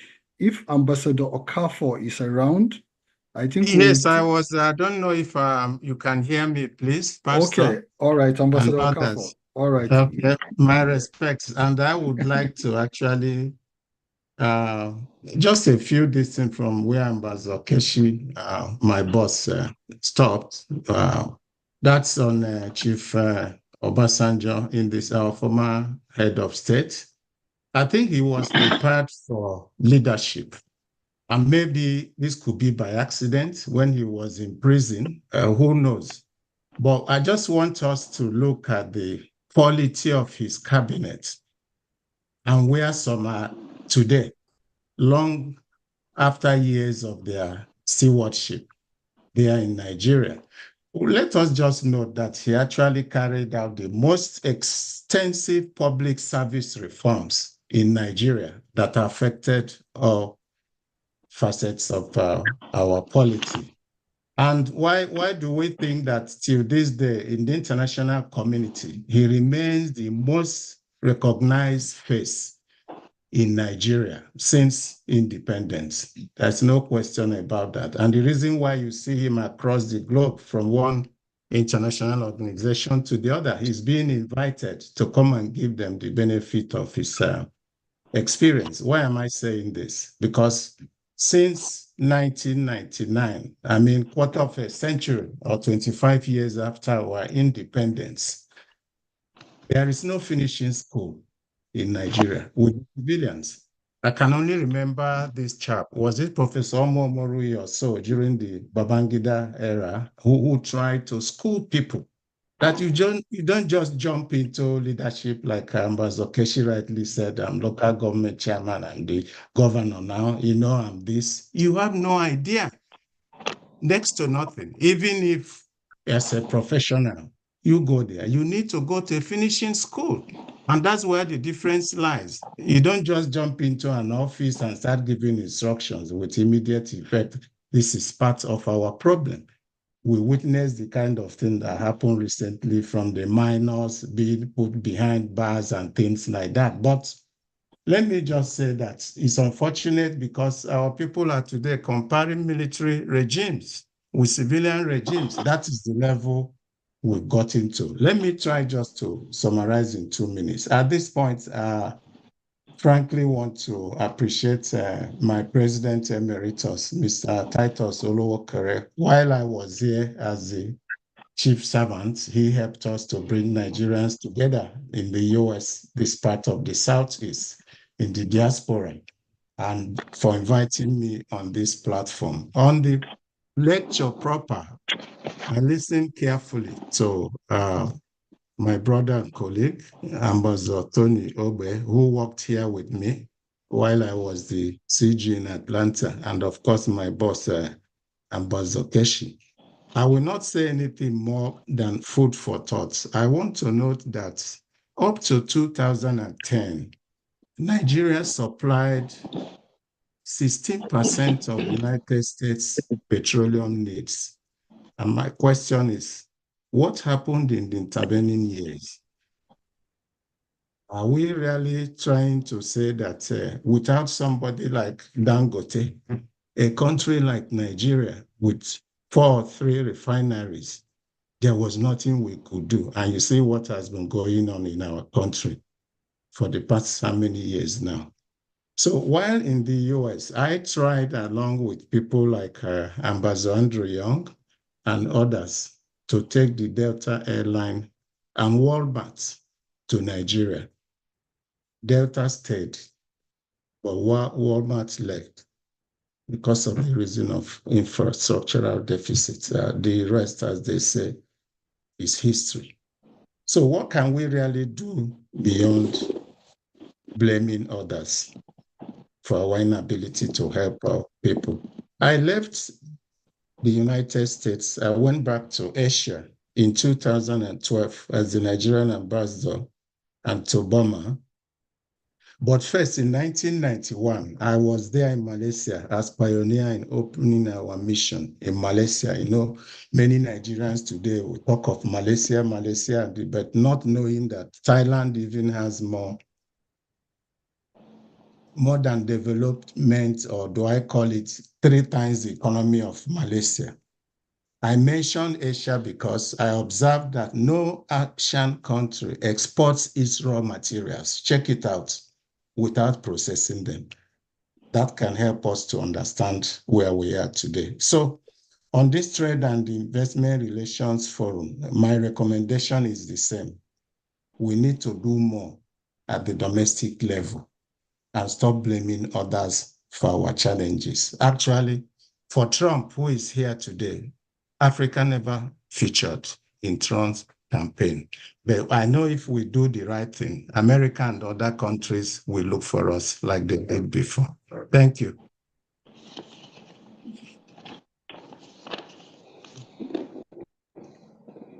Thank you very much, sir. I appreciate your contribution.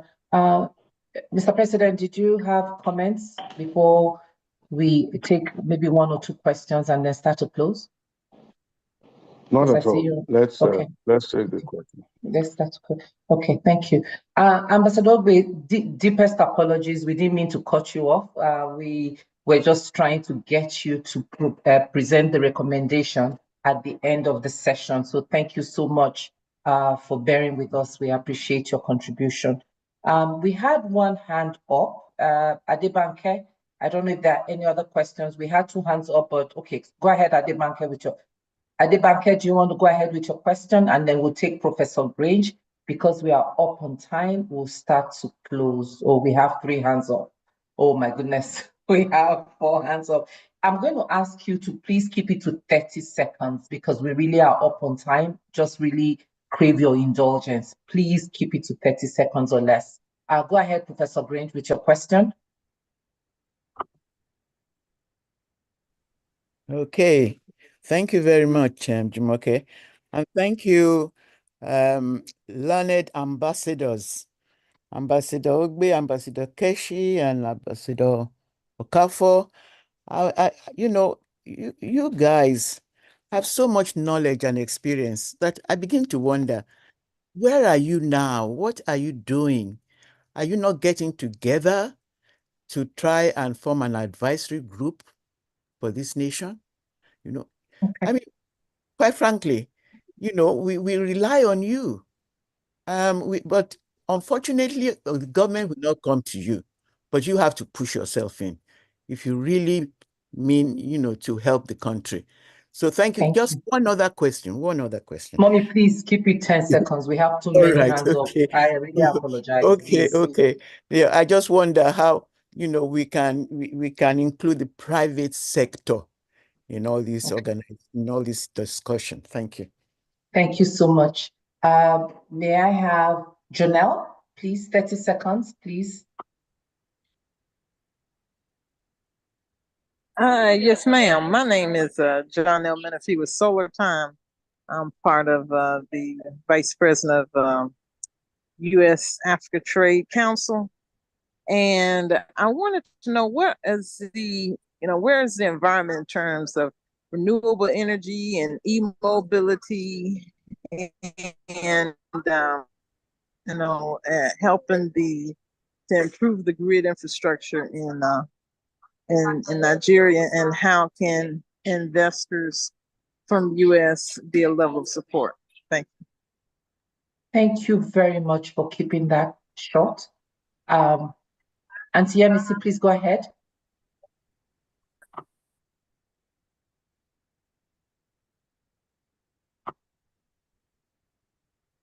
We've asked you to unmute. Yes, go ahead, ma'am.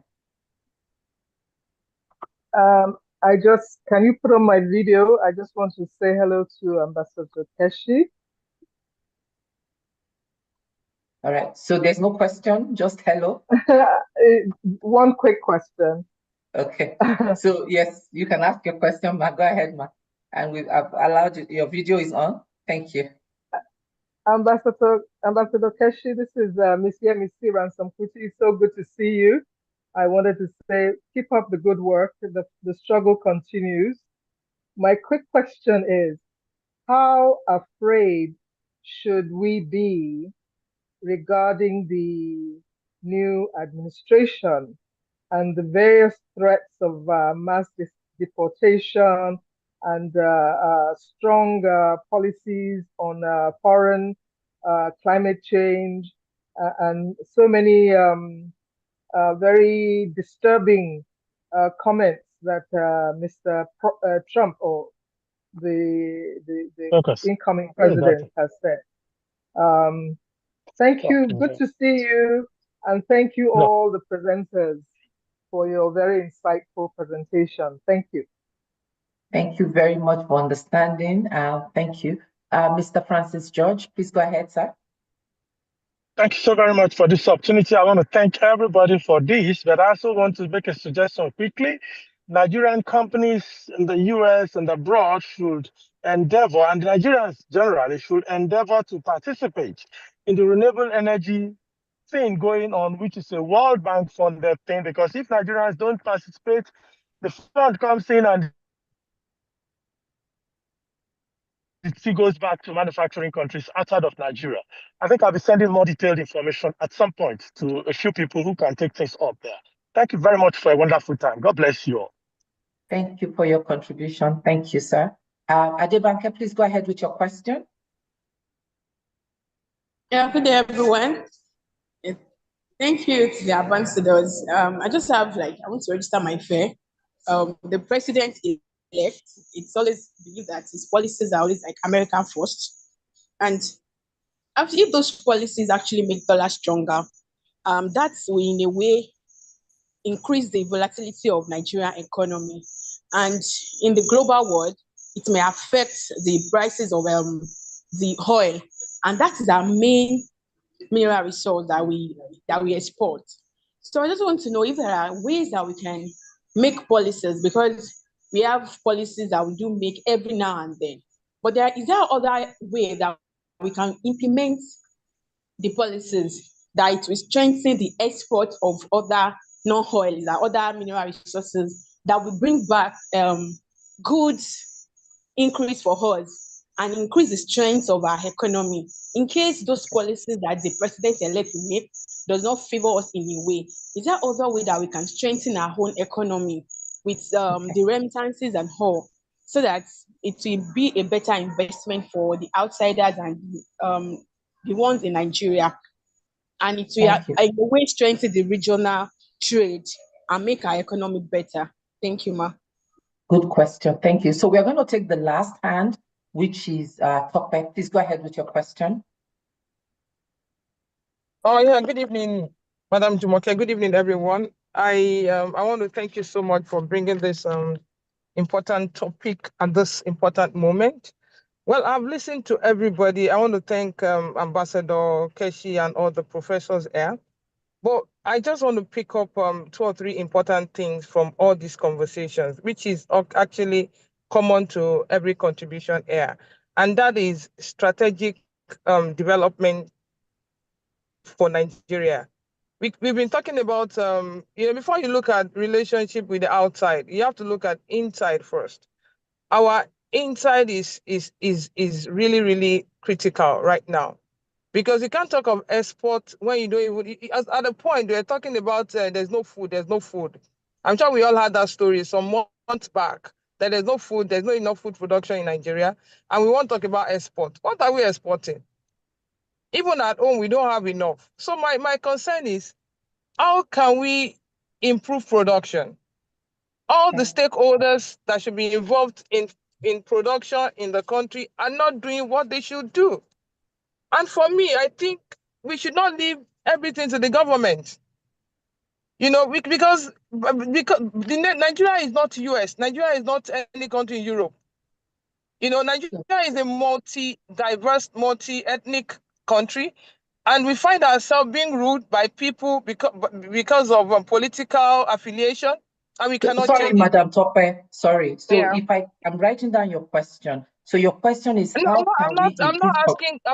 just making a suggestion. I'm not asking questions. Okay. What I'm suggesting is, it's just a summation of all the contributions here. We have to be strategic about it. Everything said, Nigerian American business has been based on American interest. Like what Donald Trump said, American first. Americans felt they needed oil from Nigeria. They came and they're getting it. Thank you. Do you understand? So if we look inward, as a matter of fact, African market is more than enough for Africa, for Nigeria. So I think that we should look inward and see how we can, because even our banking system, they're not supporting primary production. I'm so sorry to interject. I'm so sorry. because we are way past time and I want to give them an opportunity. So we would have another opportunity to have a conversation. Apologies that I'm cutting you off. We are way It's okay. past Let me the just time. round up So, by saying yeah. that we need to look inward, that the problem Okay. is not the government. We should look inward, look at our past leaders, even private, organized private sectors that went to schools in the country, King's College. What have they done to those schools? Thank you. Thank you very much. So I'll turn it over to Ambassador Keshi. If you want to take all of them along with your closing remark, and then we'll have Ambassador Ogbe also contribute with his closing remark, and then we'll bring up Mr. President. Thank you so much, everyone, for understanding, because we are so up on time. Thank you. Ambassador Keshi, please.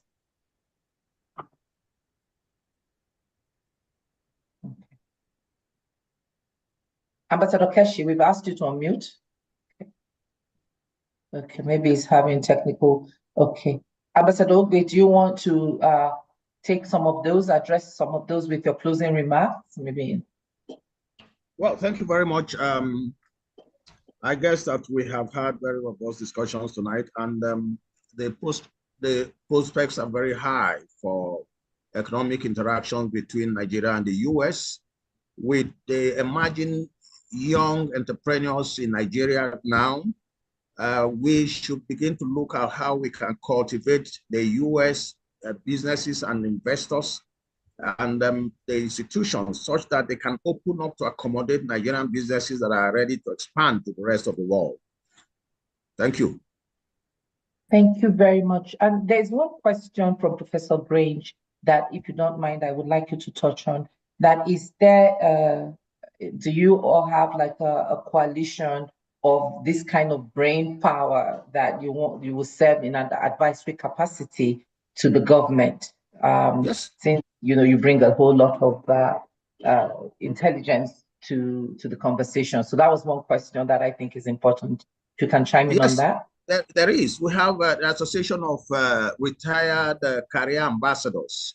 It's a very, very credible association that has, all the very experienced retired career ambassadors as members.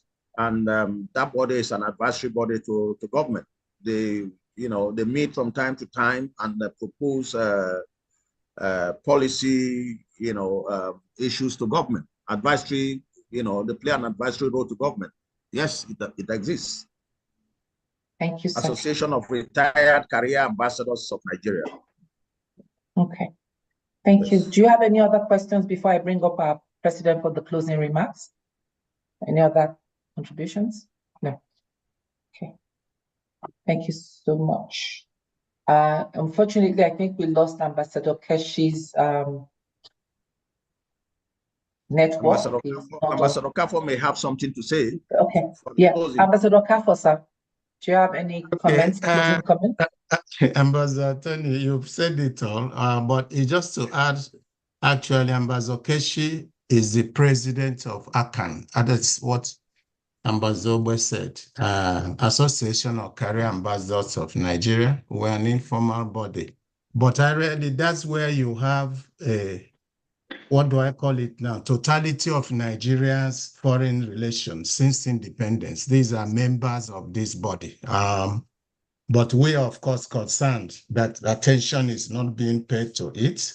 For instance, we are saying if after 1 year now, Nigeria has no ambassadors anywhere in the world, it is a matter of concern. And we are telling government this is not the right thing to do. Because at this point in life, a country like Nigeria should be seen everywhere and our voice is heard, not for any reason to say that our president is traveling and we have no ambassador on ground to receive him. It's just one point I want us to know. It's a very credible body helping government, irrespective of party affiliation. Thank you. Thank you very much, sir. Okay.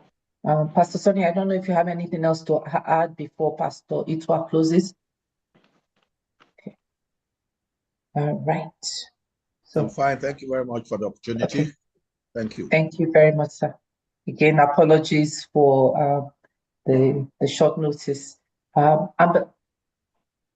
President.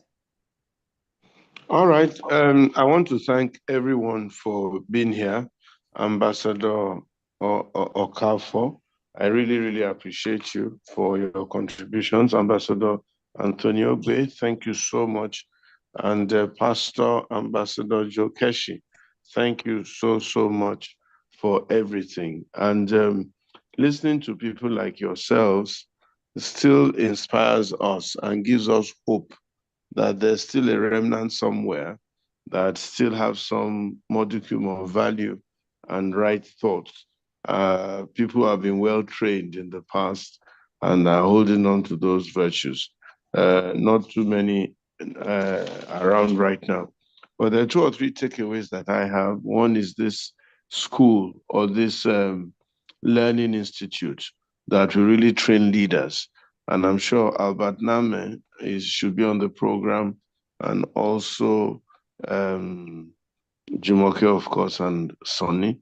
We need to really, really try and move this thing forward. Then I think this discussion, Jumoke, has started the kernel of our diaspora engagement. So we must have a strategic way now of truly engaging diaspora and hope that we can bring them into Nigeria and force an environment where they can operate, or help them and facilitate that operation.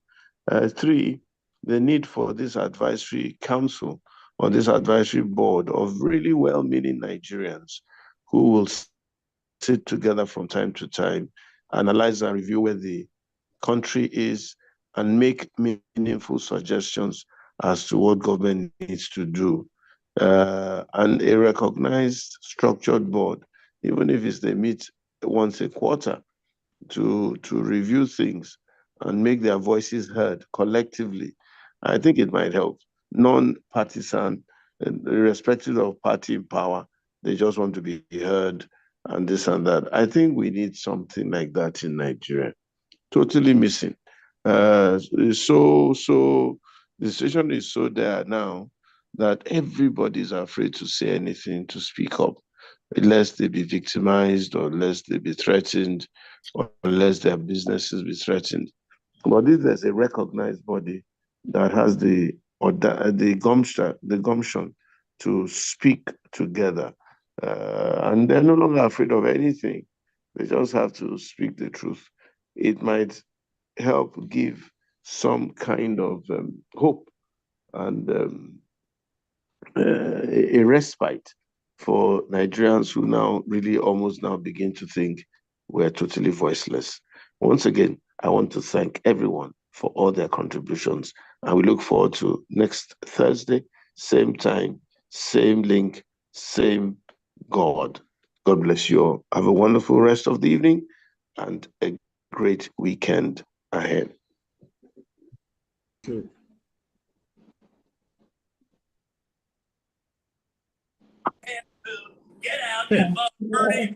Pastor, Yes. greet bro for us. I am greeting him from here.